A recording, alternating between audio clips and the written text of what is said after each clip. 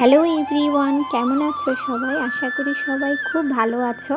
অনেক দিন পর তোমাদের জন্য আরও একটি ভিডিও নিয়ে এলাম। আজকে তোমাদের দর্শন করাতে এলাম গিরিরাজ আর আমার গোপুসোনা। দেখো গোপুসোনা কি সুন্দর একটা ড্রেস পরেছে।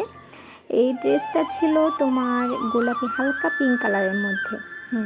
হালকা পিঙ্ক কালারের মধ্যে আমি রেডি করেছিলাম, সুতি একদম কটন, কারণ এখনও ভীষণ গরম পড়ছে, শীতের তো দেখাই নেই, তাই ভাবলাম যে এখনও কটন ড্রেস পরাই।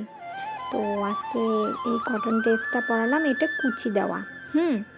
এটার উপরে হচ্ছে তোমার সেন্টু গেঞ্জি আছে না, গেঞ্জি টাইপের একটু উপরেরটা। এই যে আর টুপি পরিয়ে দিলাম একটা। আর গিরিরাজকে সেম একই কাপড়ের একটা মুকুট সেলাই করে দিয়েছি। আর গোপুসোনার জন্য যেই জামাটা সেলাই করি তার সাথে কাপড় থাকলে আমি গিরিরাজের জন্য সেলাই করে ফেলি। হ্যাঁ, তো তোমরা দেখতেই পাচ্ছ আমার পুজো দেওয়া শেষ। এখন আমার গোপুসোনা, এই যে আমার কিউটি গোপুসোনা, কিউট ছেলের মতো সেজে গুজে বসে আছে তোমাদের দর্শন দেবে বলে। আর তোমরা যে আমার গোপুসোনার ভিডিওতে সবাই লাইক কমেন্ট শেয়ার করো, তোমাদের অসংখ্য ধন্যবাদ। এইভাবেই পাশে থাকবে। আর ভিডিও ভালো লাগলে সবাই লাইক ফলো করবা আর সাবস্ক্রাইব করবা।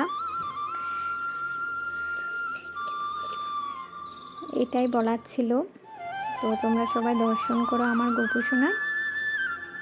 আর গোপুসোনা যে আরও একটি কথা হচ্ছে, গোপুসোনা যে মালাটা পরেছে, এই মালাটা আমি নিজের হাতে বানিয়েছি।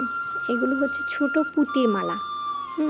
এগুলো অনেক কালারের আছে আমার কাছে। তো যে জামাটা সেলাই করি আমি ওই জামাটার সাথে সেম একই কালার ম্যাচিং করে মালা তৈরি করে ফেলি, এটাই। আর আজকে গোপুসোনার পাশে ময়ূর পাখা দিয়েছি, কারণ ময়ূর পাখাটা মাথায় দেওয়া যাচ্ছিল না, মাথায় টুপি পরেছিল তো এই জন্য, তাই পাশে দিয়েছি। গোপুসোনা তো ময়ূর পাখা খুব পছন্দ করে, তাই আমি ওর সাথে এই ময়ূর পাখাটা রেখেছি।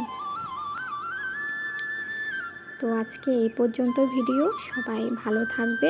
ভিডিও ভালো লাগলে অবশ্যই আবারও বলছি সাবস্ক্রাইব করবে।